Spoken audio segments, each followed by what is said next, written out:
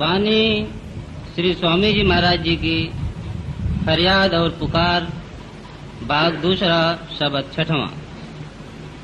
नाम दान अब सतगुरु दीजे, काल सतावे श्वासा चीजे।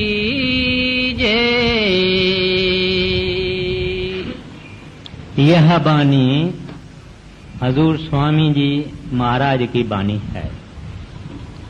संतों की जितनी बानी है उसमें या सतगुर महिमा है, सतनाम की महिमा है, भक्ति की महिमा है, या चेतावनी की बानी है, या बेनती और प्रार्थना की बानी है।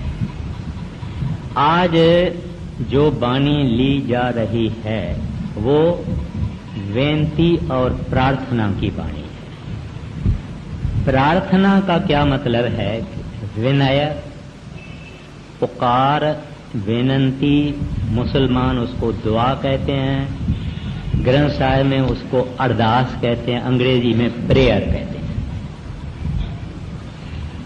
अब जब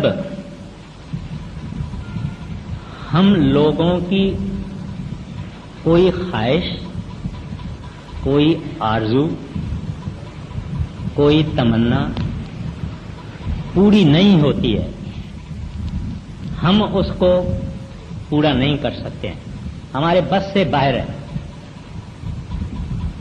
तो हम उस वक्त परमात्मा को या अपने सतगुरु को बेनती करते हैं, अरदास करते हैं कि प्रभु हमारा ये काम पूरा हो जावे, वगैरह वगैरह वगैरह।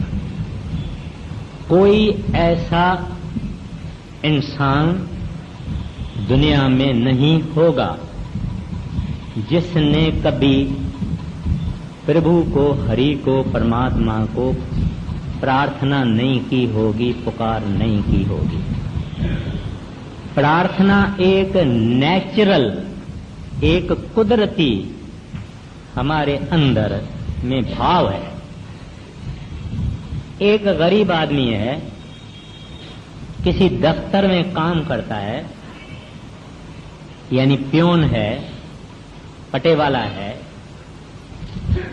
उसको 150 रुपया मायाना पगार मिलता है, तनख्वाह मिलती है,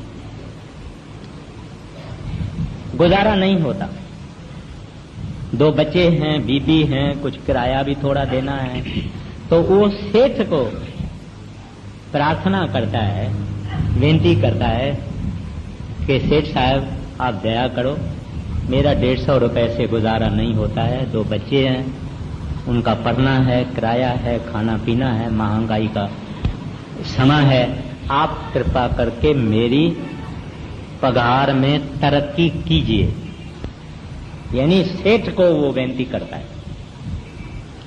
इस तरह से हर एक इंसान अपने से जो बड़ा है, छोटा अफसर है, छोटा एक क्लार्क है गवर्नमेंट में, तो उसके ऊपर जो बड़ा अफसर है उसको बेनती करेगा। इस तरह से हम वक्त ब वक्त परमात्मा को या जो हमारे से ऊंच है, उत्तम है, उसको प्रार्थना करते हैं। अब ये जो प्रार्थना है ये आलमगीर है, मानो यूनिवर्सल है।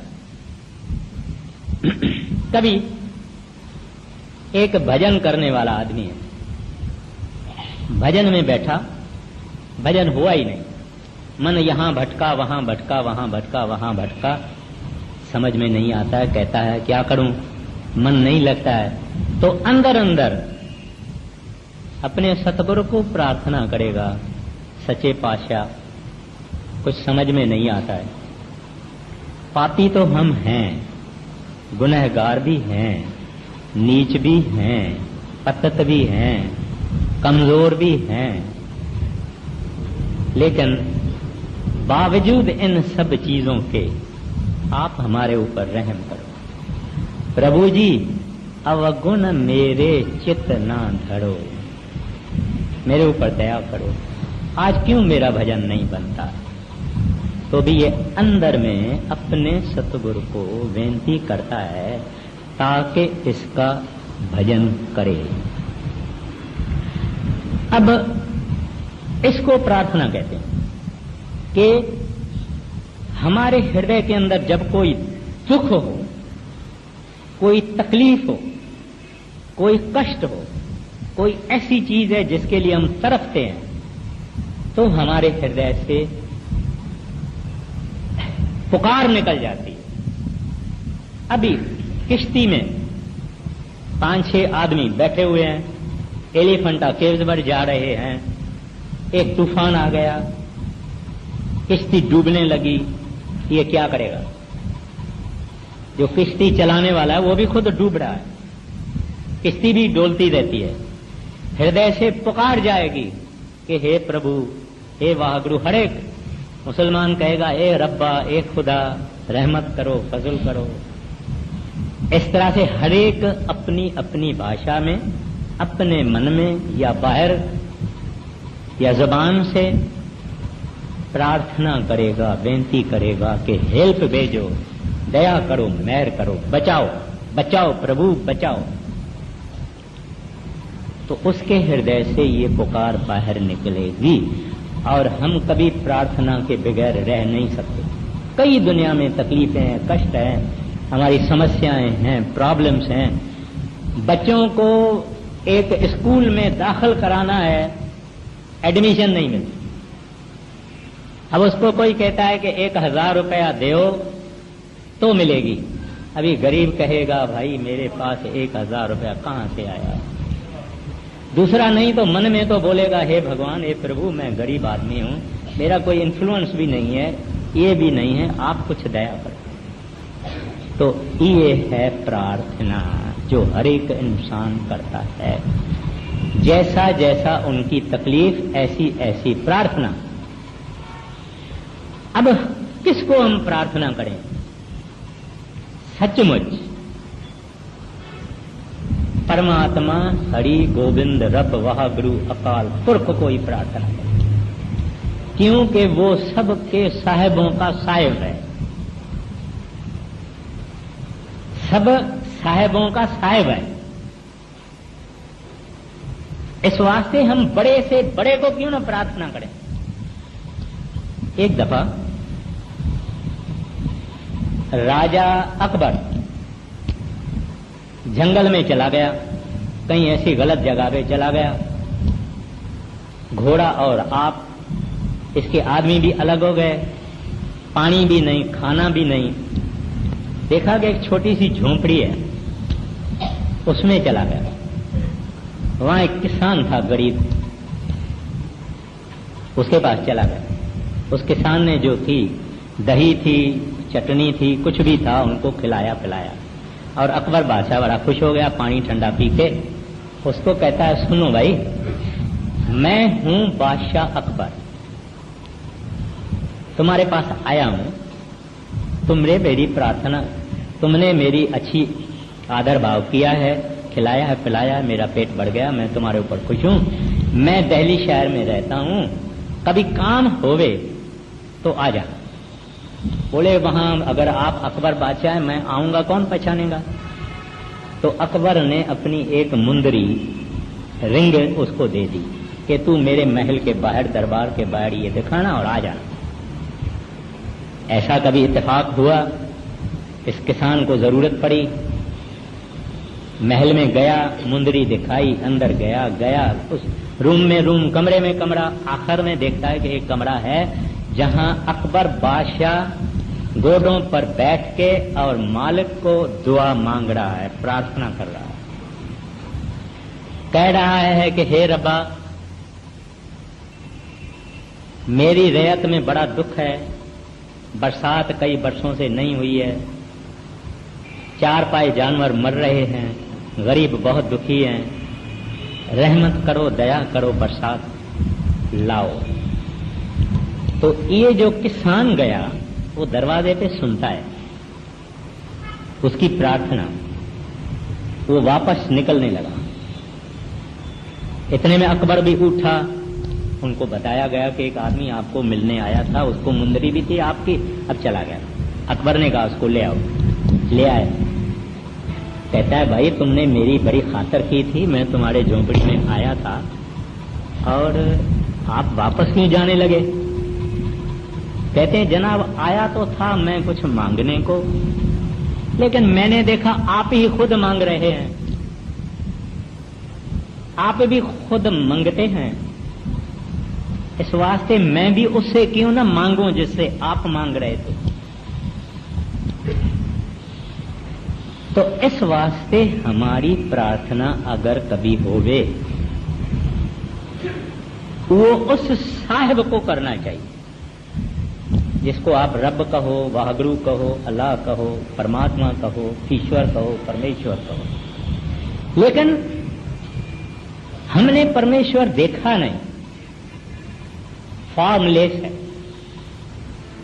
रूप नहीं, रंग नहीं, तो इतना हृदय के अंदर यकीन नहीं होता, निश्चय नहीं होता, विश्वास नहीं होता, फेथ नहीं होता।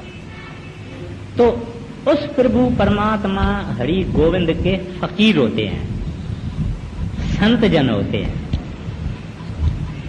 दरवेश होते हैं, सतगुरु होते हैं, जो उसके रूप होते हैं, वक्त ब वक्त होते हैं, हमेशा होते हैं, उनके बगैर दुनिया नहीं होती है। तो प्रार्थना हमारी अपने सतगुरु के पास पहुंचनी चाहिए, क्योंकि हमने देखा है, उनको हम जानते हैं। अब आपके मन में कई सवालें होंगे, सुनता कौन है? हम बहुत महाराज जी को प्रार्थना करते हैं, कोई जवाब नहीं आता वगैरह वगैरह, वो बात पर मैं आता हूं। लेकिन करनी उसको, अपने को। जो तो है प्रभु का भक्त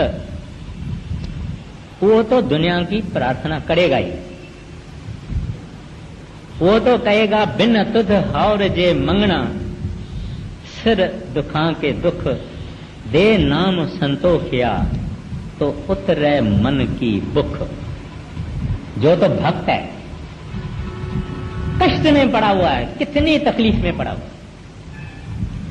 एक मुसलमान फकीर था, पांव में बड़ा फोड़ा था, पांव में बड़ा बॉयल था, तो वो लंगड़े के माफक चलता था।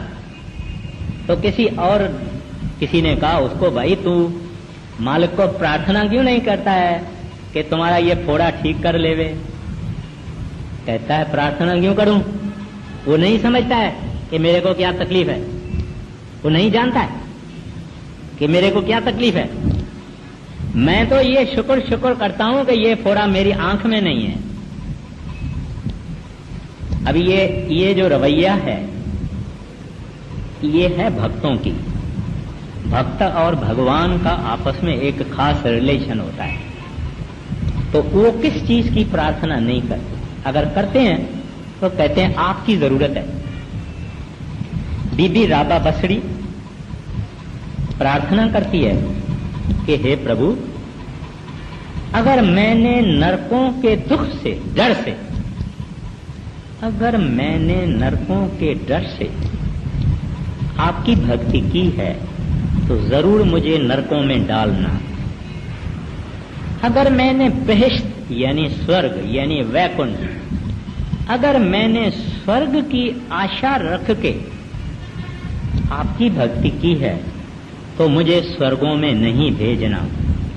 लेकिन अगर मैंने आपको हासिल करने के लिए आपकी भक्ति की है तो अपने दीदार से महरूम नहीं करना। Don't deprive me of your holy glance.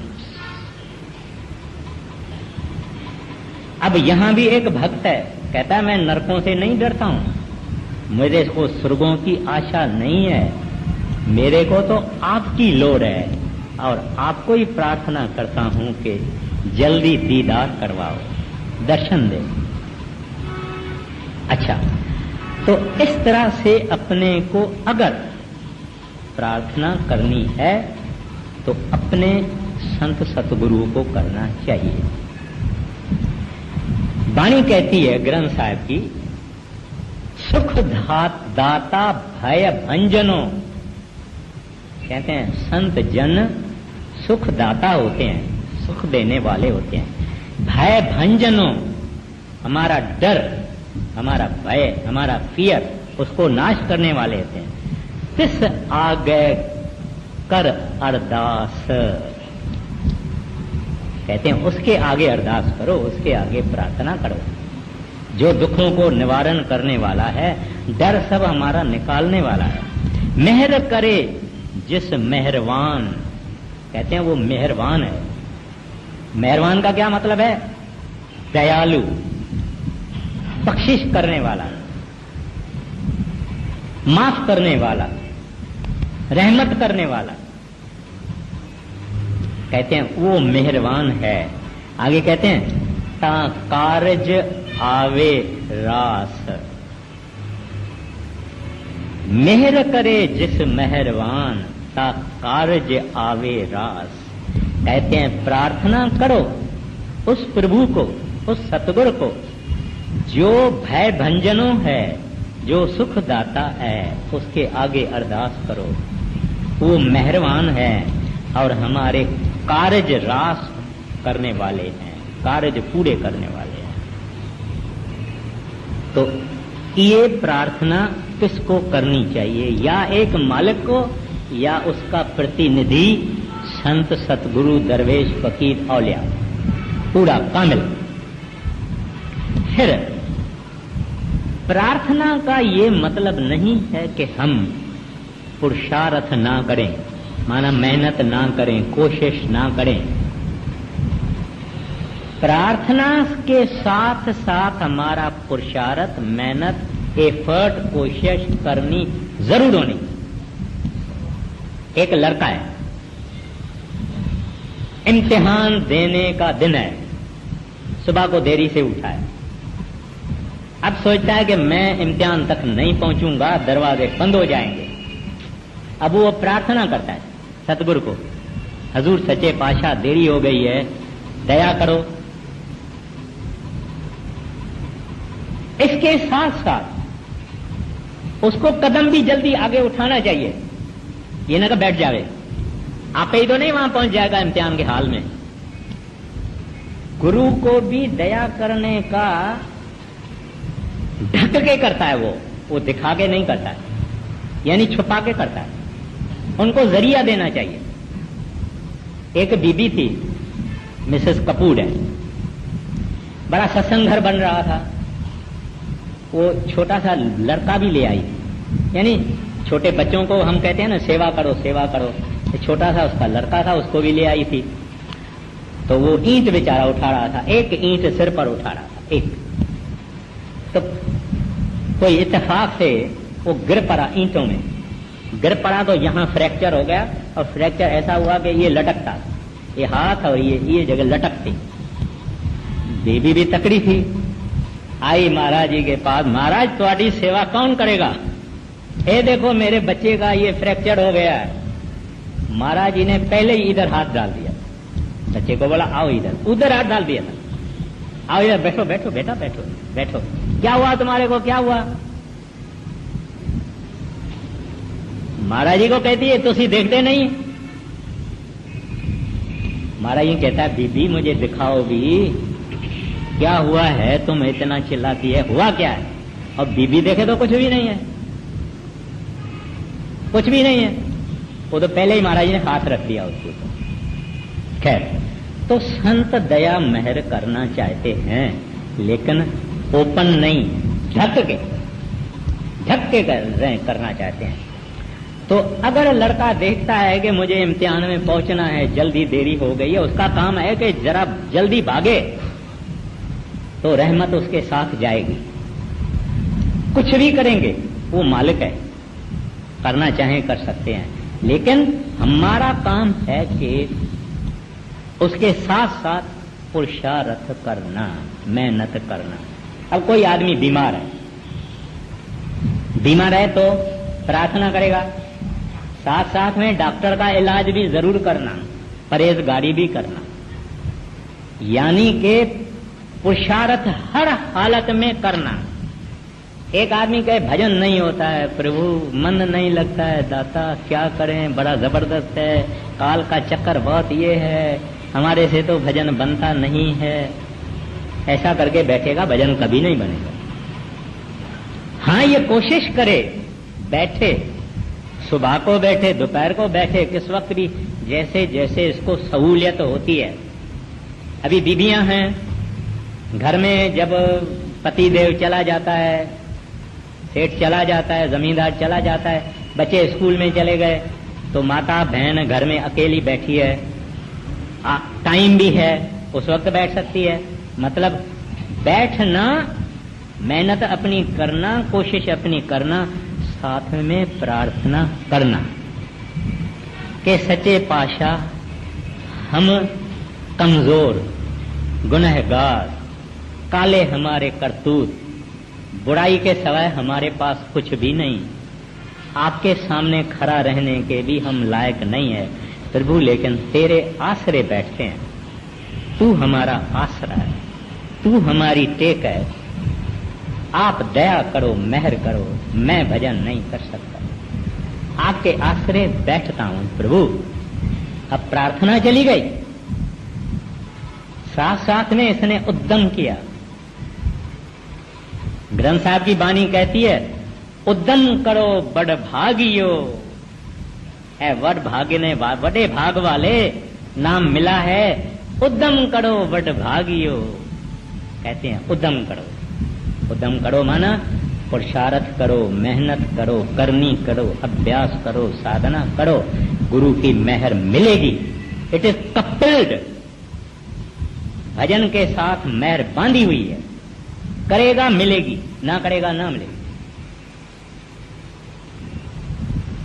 ये भजन से दया मेहर पैदा होती है, रहमत उससे पैदा होती है, जो नहीं बैठेगा नहीं मिलेगी। खैर, अब ये हो गया कि प्रार्थना हमारी किसको करना चाहिए।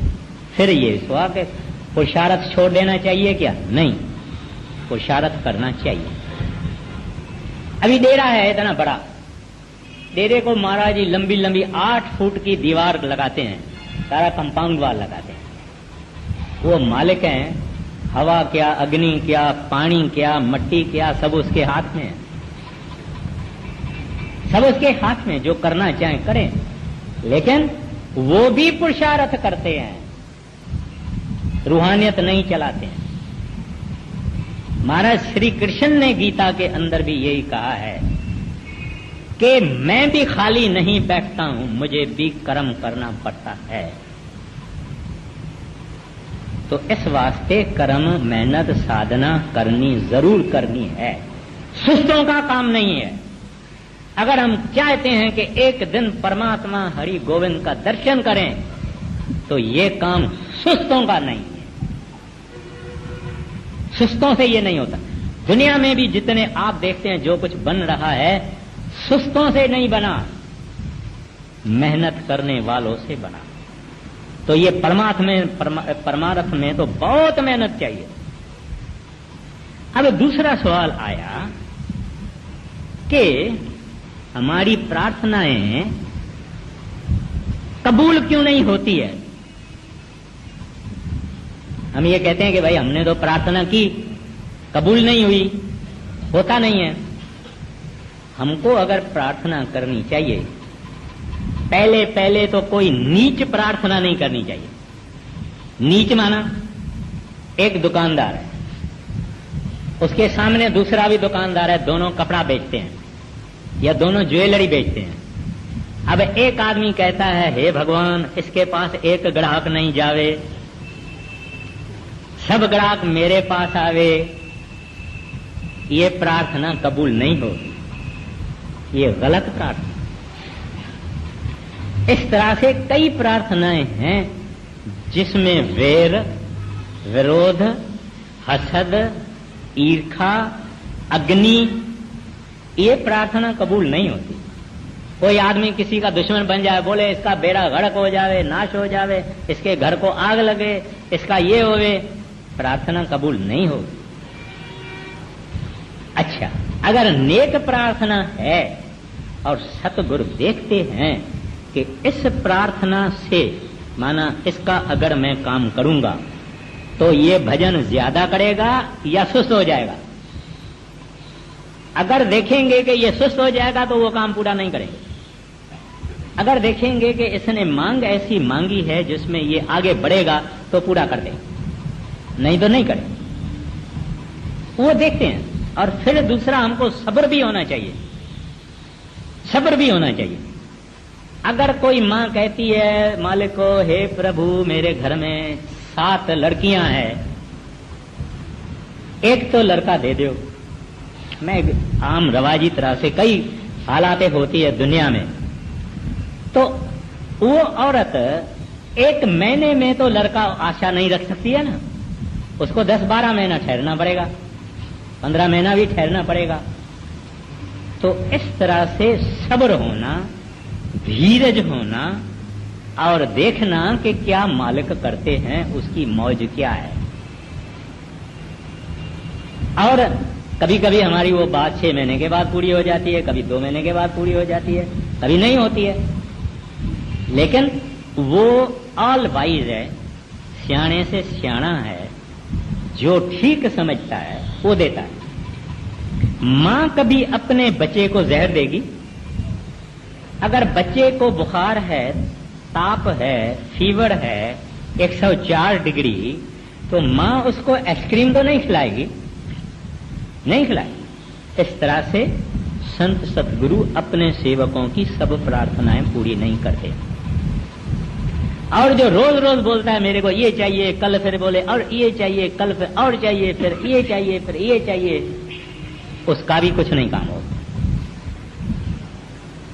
पहले तो प्रार्थना के लिए ये जरूरी है कि जब प्रार्थना करना तब अपना आप भूल जाना, माना अपने सतगुरु को करना या वाहगुरु को करना। वाहगुरु भी किसी की ख्वाहिश पूरी करेगा तो किसी संत महात्मा के जरिए पूरी करता है, और एकदम उसमें पूरा विश्वास होना और एकाग्रता से करना, यानी एब्सॉर्प्शन, यानी मगन होना। तभी उसके साथ हमारी कम्युनिकेशन होती है, हमारी आवाज वहां जाती है, हमारा ख्याल वहां जाता है।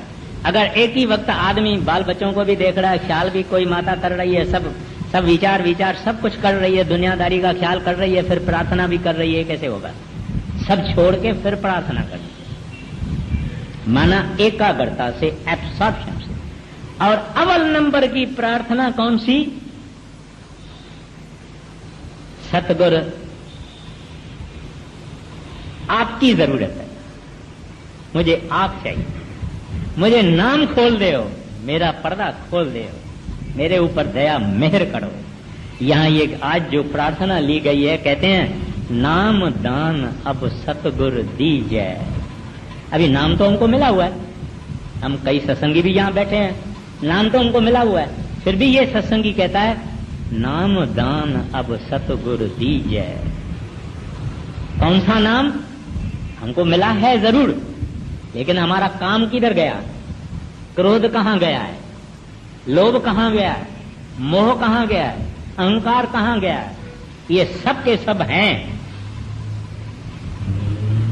क्योंकि जो नाम असल है, असल का मतलब यह है कि जो धुन आत्मक नाम है, जो शब्द स्वरूपी नाम है, जो हर एक घट घट में बसता है, वो नाम की मांग रहा है सेवक कि प्रभु मुझे वो नाम देव, अंदर खोलो, प्रकाश करो उस नाम का, उस शब्द को खोलो, नाम को खोलो, तो हमारे अंदर परिवर्तन आएगा, इनकलाब आएगा, हमारा काम ठंडा होगा, क्रोध ठंडा होगा, लोभ ठंडा होगा, मोह ठंडा होगा, अहंकार ठंडा होगा, नम्रता आएगी, नाम जब तक नहीं खुला कुछ नहीं होगा।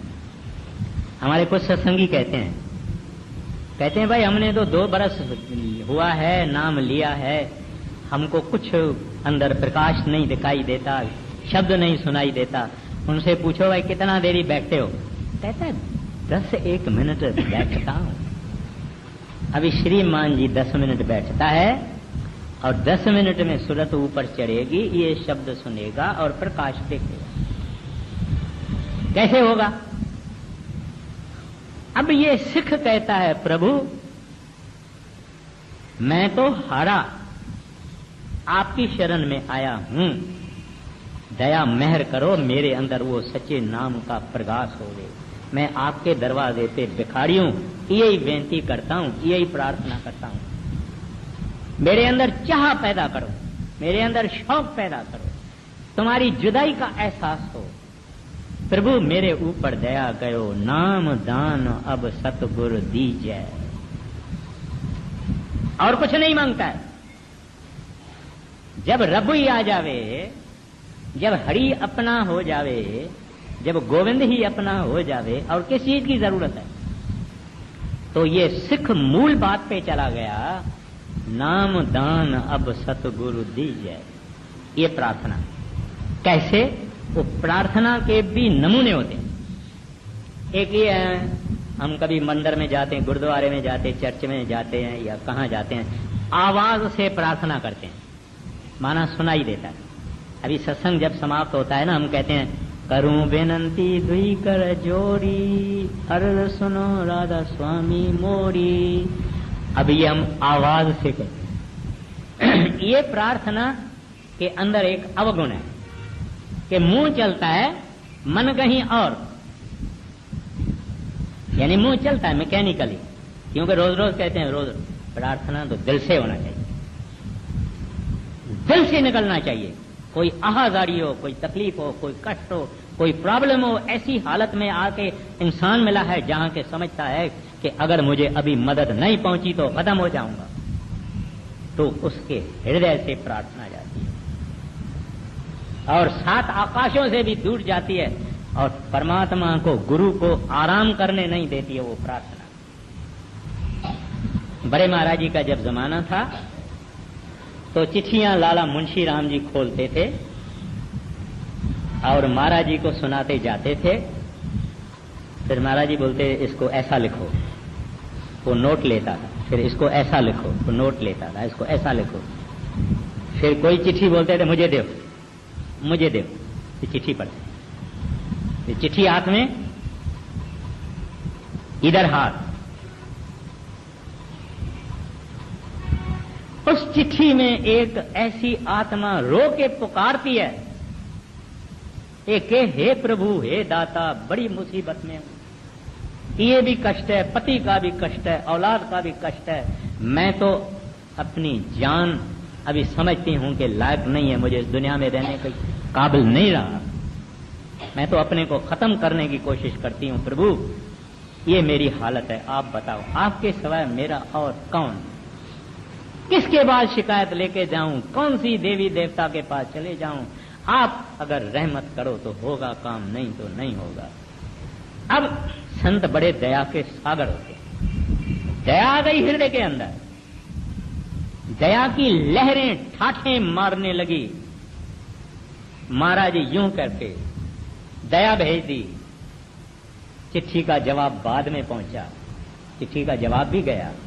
उसमें तो ये लिखा था बीबी सिमरन भजन करो, ये पेटेंट है, सिमरन भजन करो, क्योंकि सिमरन भजन से हमारे बुरे कर्म नाश होते हैं, तकलीफें नाश होती है। सिमरन भजन ही दवा है। मुख्य दवा तो नाम है, लेकिन नाम संतों ने यूं ही दिया, रहमत करके दिया। अब एक बीबी ने ऐसा चिल्लाया इतना दर्द से कि सतगुरु के हृदय के अंदर दया का वो सागर छोले मारने लगा और दया उन्होंने भेज दी। वो प्रार्थना है जो शांति है, चुप में जाती है, जुबान नहीं चलती, मन चलता है, हृदय चलता है और उसमें बेबसी है, प्रभु मेरा और कोई नहीं। किसके पास जाऊं दाता, तुम्हारे बगैर हमारा कोई नहीं। जब ये रूह से पुकार जाती है, ये असल प्रार्थना इसको कहते हैं मिस्टिकल, यानी कि बिल्कुल उसके दरवाजे पे हमारी आवाज चली जाती है, अंदर की आवाज चली जाती है कि हे दाता, जैसे द्रुपति ने महाराज कृष्ण को कहा, जब द्रुपति को नंगा करने की कोशिश हो रही थी तो महाराज कृष्ण रुक्मणी के साथ चौपर खेल रहे थे, तो एक दफा बीच में मुस्कुराया। रुक्मणी पूछने लगी, महाराज क्या बात है? कहती कुछ नहीं, तुम खेल चालू रखो। खेल चालू रहा। फिर 5 मिनट के बाद महाराज कृष्ण उठे, खरामा पहनी, बोछन लगाया, कहता है मैं जाता हूं। कहते हैं कहां जाते हो, कहां जा रहे हैं प्राणनाथ? महाराज कृष्ण कहते हैं पहले पहले द्रुपदी ने कहा ये मेरे 5 पति बैठे हुए हैं, ये इतने भीषम पिता में ऋषि मुनि बैठे हुए हैं, इनके सामने एक अबला नारी को नंगा किया जाएगा, कैसे होगा?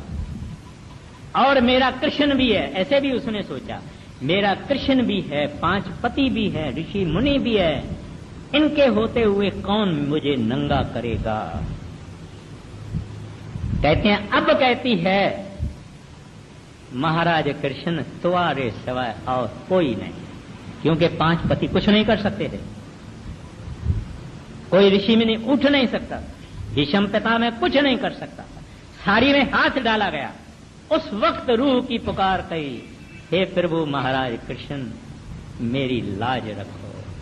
महाराज कृष्ण बोले रुक्मणी को, अब भी फकत मेरे को याद करती है, इस वास्ते जाना पड़ेगा। मगर वो प्रार्थना द्रुपति की प्रार्थना नहीं थी, ये रूह की आवाज थी, और वो रूह की आवाज एक दर्दमंद दुखी अबला नारी की आवाज संतों महात्माओं को हिला देती है। तो ये प्रार्थना है जिसको कहते हैं मिस्टिकल, एक गैबी प्रार्थना। बाकी एक प्रार्थना है, वो ये है कि चुपचाप शांति में हमेशा मांगते रहना, दाता ये मेरा आखिरी जन्म है, ये मेरा आखिरी जन्म है, दूसरा जन्म नहीं लेऊंगा, मुझे और कोई ख्वाहिश नहीं चाहिए, कुछ नहीं चाहता हूं, आपको चाहता हूं, जब चाहे तब ले जाना, मगर मैं तैयार हूं। यानी चालू है इसकी प्रार्थना। प्रार्थना ऐसा नहीं है कि हम एक रूम में कमरे में जाके प्रार्थना करें, चलते चलते हमारे मन में जो चीज है वो हमारी प्रार्थना है।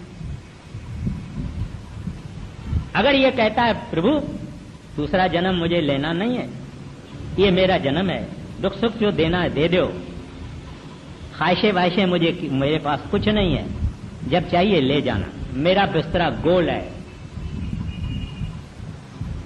ये प्रार्थना है। खामोश में हमेशा कोई सिख कुछ मांगता है, कोई सिख कुछ मांगता है, कोई सिख कुछ मांगता है, कोई कुछ मांगता है। अगर प्रभु मिलन की बात है, हरि मिलन की बात है, वागड़ू मिलने की बात है, तो वो सुनते हैं, क्योंकि असल प्रार्थना है मौजूद है। महाराज जी कहते हैं your meditation is your prayer. ये आला से आला प्रार्थना है जब हम भजन में बैठते हैं, आंखें बंद, दुनिया से निकल गए। जब आंखें बंद हो गई हम दुनिया से निकल गए, हम अंदर है, हमारा हेडक्वार्टर भी बदल गया। हमारा हेडक्वार्टर नहीं तो ये दुनिया है। आंखें जब बंद हुई, ख्याल जब सिमटा हो गया, हेडक्वार्टर बंद, बाहर वाला हेडक्वार्टर खत्म है, अभी इनर हेडक्वार्टर है, अंदर का हेडक्वार्टर है, अंतरी हेडक्वार्टर है। आंखें बंद करके ये आगे चले, आगे चले, आगे चले, आगे चले, आगे चले, आगे चले, जब तक जिंदा मर जावे और वापस आ सके। तो मेडिटेशन प्रेयर है। जब आदमी पूरे सतगुरु का चिताया हुआ जब भजन में बैठता है, सरदार बहादुर जी महाराज कहते हैं एक सेकंड भी अगर वो शब्द को सुने, एक सेकंड के लिए परमात्मा की दरबार में उसके हाजिरी लग जाती है। आप रूहानी डायरी देख के पढ़ सकते हैं एक मिनट के लिए भी अगर पूरे सतगुरु का चिताया हुआ जीव शब्द सुनता है, क्योंकि शब्द वह गुरु है, शब्द मालिक है, दैट वेबरेंट रिवर्बरेटिंग कॉस्मिक पावर, वो हरि है, वो गोविंद है, वो प्यारा है, वो मधुर है, वो प्रकाश है, वो बख्शने वाला है, वो हमको प्रेम करता है, वो हमको प्यार करता है। वो कहता है ये मेरे बच्चे जरा मेरे तरफ तो देखो। वो ही संतों का रूप धारण करके आता है। अपने टाइम में कबीर साहब बन के आए, अपने टाइम में गुरु नानक साहब बन के आए, अपने टाइम में गुरु अंगद साहब बन के आए, अपने टाइम में गुरु अमरदास साहब बन के आए। ऐसे पाशाइयां आई। इस वास्ते कहते हैं ऐ दुनिया वालों थोड़ा हमारे तरफ भी देखो। क्यों विष्टा के अंदर लगे हुए हो? विष्टा में आए, विष्टा में रहे, विष्टा में मर जाओगे। जरा हमारे तरफ भी देखो, हमारा संदेश भी सुनो। इतना बड़ा श्री गुरु ग्रंथ साहिब है, एक एक कड़ी आप पढ़ो, सेवक को जगाने के लिए है।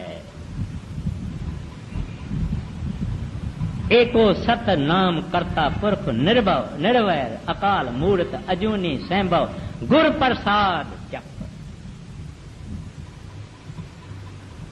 जपो जपो जपो जपो जपो जपो जपो, संतों का ये कहना। हम सुनते नहीं। तो अब क्या कहते हैं? सतगुरु नाम दान अब सतगुरु दीजै प्रभु। कुछ नहीं मांगता हूं, ये नाम हमारा खोल दे। मेरे अवगुण ना देखो, जैसा हूं ऐसा ही हूं प्रभु। मैं कुछ क्लेम नहीं करता हूं कि मैं नेक बंदा हूं, मैं भला हूं, मैं सिमरन करने वाला हूं, मैं भजन करने वाला हूं। कुछ नहीं, तेरी बख्शिश, तेरी रहमत का भिखारी हूं, तेरी दया मेर का भिखारी हूं। कुछ नहीं मेरे से होता। आगे देखिए क्या फरमाता है वो सिख, क्या कहता है, कैसी प्रार्थना करता है। हाँ जी। नाम दान अब सतगुर दीजे, काल सतावे श्वासा छीजे। कहते हैं प्रभु काल ने मुझे बहुत सताया, बहुत दुखी किया है। कई किस्म से हमारे को ये काल तकलीफ देता रहता है। एक साधु था, दिन का टाइम था, एक लैंटर्न होता है ना, बत्ती, लैंटर्न एक गांव में, इधर तो बिजलियां चलती है, लैंटर्न लेके एक शहर में आ गया, दिन के टाइम में बत्ती लेके आ गया और एक एक को देखने लगा, लोगों को देखने लगा। एक बंदा आया उसके सामने, उसको कहता है साधु महाराज ये क्या अजीब चीज है, दिन का वक्त है, आप किसको ढूंढ रहे? कहता है कि इंसान को ढूंढ रहा हूं। लोग हंसने लगे, कहते ये सब हम इंसान नहीं है? कहता है नहीं, तुम इंसान नहीं है। बोले फिर हम कौन है? कहता है तू आदमी है। बोलता है आदमी इंसान में फर्क है? कहता है हाँ, तू है आदमी, तुम्हारा सांस आया तो वाह, ना आया तो खत्म, ये है आदमी। यानी दम आया तो ठीक है, ना आया तो खत्म। कहता है फिर इंसान क्या है? कहता है इंसान वो है कि जब उसके ऊपर काम का जोर हो जावे तो भी इंसान रहे, जब क्रोध का जोर आ जावे तो भी इंसान रहे, जब लोभ का जोर आ जावे तो भी इंसान रहे, मोह का जोर आ जावे तभी भी इंसान रहे, अहंकार का जब जोर आ जावे तभी भी वो इंसान रहे। माना काम के वक्त उसमें शील आवे, क्रोध के वक्त उसको खिम्या आवे, लोभ के वक्त उसको संतोष आवे, मोह के वक्त उसको धीरज आवे, अहंकार के वक्त उसको निम्रता आवे। ये तो संत करते हैं। महाराज गुरु नानक साहब जी कहते हैं मुल खरीदी लाला खोला, मेरा नाम सुभागा। कहते हैं प्रभु आपने मुल खरीदूं, तुम्हारा गुलाम बिक्री किया हुआ, मुल खरीदी गरीदी लाला गोला, मेरा नाम सुभागा। संतों की निम्रता है, इंसान में थोड़ी निम्रता, आदमी में निम्रता नहीं है। इंसान भी वो, हरि भी वो, रब भी वो, संत भी वो, दरवेश भी वो, प्रभु के प्यारे भी वो, सब कुछ वो। हम मलिन, नीच, दुष्ट, पतत, गुनाहों के बगैर और हमारे चौपड़ी में कुछ लिखा हुआ नहीं है। बैलेंस शीट में पाप ही पाप है, कोई भला काम नहीं, नेक काम नहीं है। इस वास्ते कहते हैं काल सतावे स्वासा चीज है। प्रभु काल ने बहुत दुखी किया है। पांचवी पातशाही कहते हैं 5 बिखा दी एक गरीबा राखो राखन हारे। कहते हैं प्रभु 5 आपने हमारे को दुश्मन दिए हैं, काम क्रोध लोभ मोह अहंकार। ग्रंथ साहब की वाणी है 5 बिखा दी एक गरीबा राखो राखन हारे। कहते हैं मैं एक ही हूँ गरीब, 5 ये आपने हमारे साथ दुश्मन रखे हुए हैं, अभी राखो इनसे मुझे बचाओ। तो यही यहाँ सुख कहता है काल सतावे स्वासा छीजे। बहुत दुखी करता है प्रभु। हम सबको मालूम है कि लोभ हमारे से क्या करवाता है, काम हमारे से क्या करवाता है, अहंकार क्या करवाता है, कितना निंदा गिल्ला ईर्ष्या, ये सब चीजें हमको कितनी तकलीफ देते हैं, आग से ज्यादा जलाती है। इस वास्ते कहता है नाम प्रकट करो, शांति आ जाए। आगे दुख पावत मैं निस दिन भारी, गही आय अब ओट तुम्हारी। आगे तुम समान कोई और न दाता, मैं बालक तुम पित और माता। मोको दुखी आप कस देखो, यह अचरज मुहि होत परेखो। कहते मैंने आपकी शरण ली है प्रभु, आप दाता हैं, मैं और किसी दूसरे को जानता नहीं हूँ।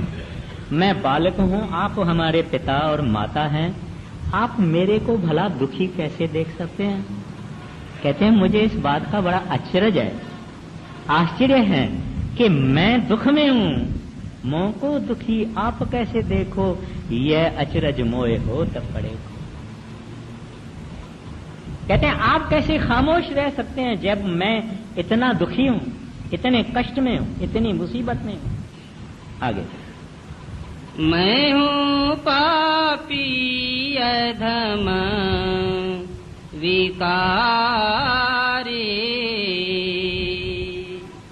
भूला चूका छिन छिन भारी।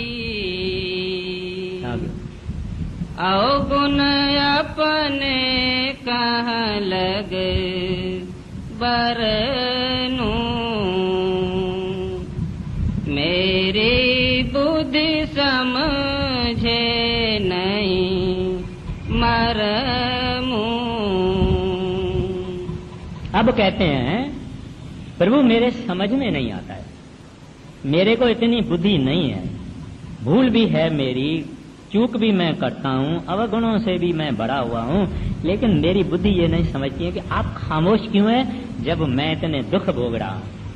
अब बात ऐसी है, जब भी हमको कोई कष्ट है, तकलीफ है, दुख है, मुसीबत है, आपदाएं हैं, कोई दुख का समा गुजर रहा है और कुछ नहीं होता, तो ये समझना चाहिए कि हमको संत सतगुरु एक ऐसे वक्त से गुजर हम रहे हैं ताकि हम इसको उसका भाना समझें। भाने का मतलब क्या है कि वो हमको पकाना चाहता है। अगर सोने के अंदर थोड़ा तांबा मिला हुआ है, थोड़ी चांदी मिली हुई है, थोड़ा कुछ मिला हुआ है, तो परमात्मा अपने पास प्योर 24 कैरेट का सिक्का रखता है, यानी उनको मंजूर करता है, उस रूह को, उस आत्मा को जो कि प्योर है। अभी ये सफाई कहां से आती है? जब हम दुखों से गुजरते हैं, जब हम कष्टों से गुजरते हैं, और संत कहते हैं कि ये पक जावे, ये साफ हो जावे, ये पक जावे, लेकिन उसको टूटने नहीं देते। विचार में रखने की बात है कि वो टूटने नहीं देते हैं, मोड़ते हैं, बेंड करते हैं, लेकिन तोड़ते नहीं हैं। जब देखता है कि नहीं सह सकता है, हाजिर हो जाते हैं, ठंडक आ जाती है, रहमत आ जाती है।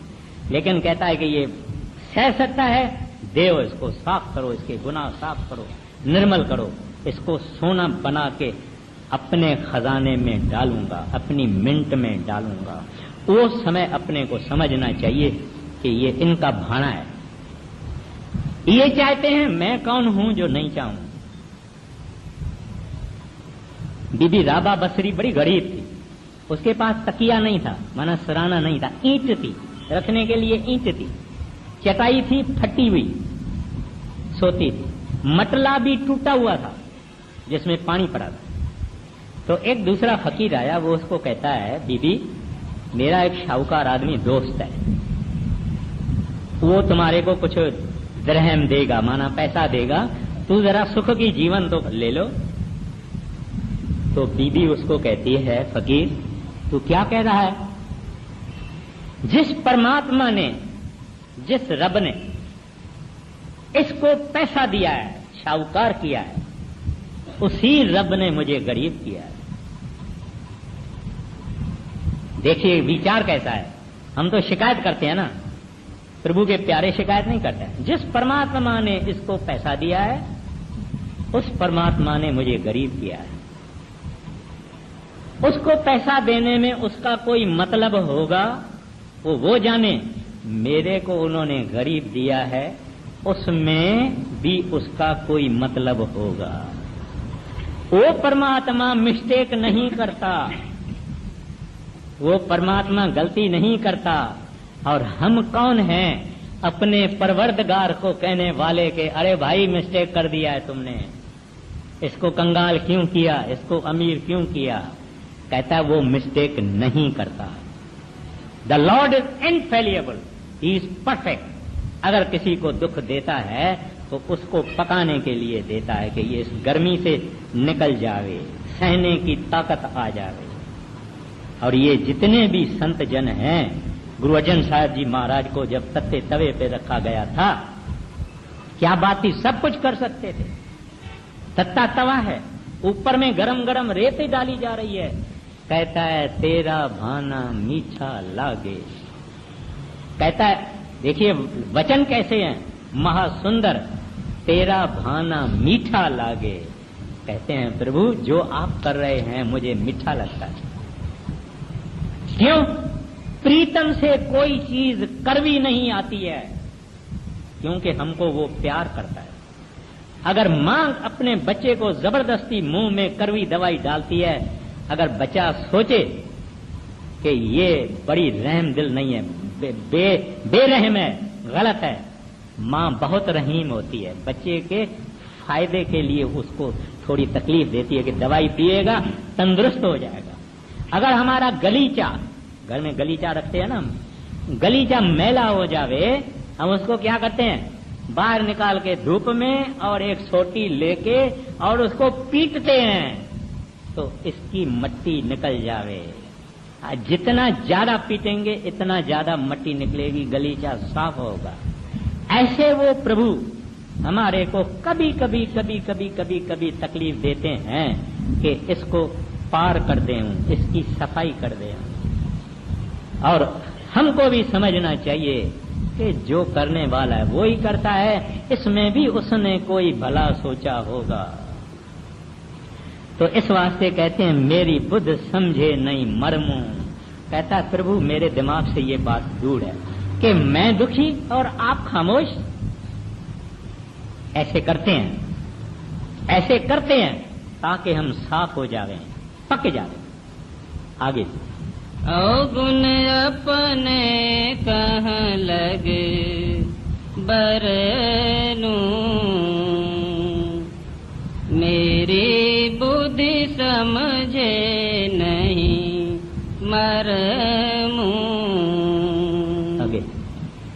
तुम्हारी गति मति ने कन जानू, अपनी मति अनुसार बखानू। तुम समर्थ और अंतर जामी, क्या क्या कहूँ मैं सतगुरु स्वामी। मौज करो दुख अंतर हरो, दया दृष्टि अब मोह पे धरो। मागू नाम न मागू मान, जस जानो तस देओ मोहि दान। मैं अति दीन भिखारी भूखा, प्रेम भाव नहीं सब विधि रूखा। कैसे दोगे नाम अमोला, मैं अपने को बहुविधि तोला। होय निराश सबर कर बैठा, पर मन धीरज धरे न नेका। शायद कभी मेहर हो जावे, तो कहूँ नाम नेक मिल जावे। बिना मेहर कोई जतन न सूझे, बख्शिश होय तभी कुछ बूझे। किनका नाम करे मेरा काज, हे सतगुरु मेरी तुमको लाज। अब तो मन कर चुका पुकार, राधा स्वामी करो उधार। अब तो मन कर चुका पुकार, राधा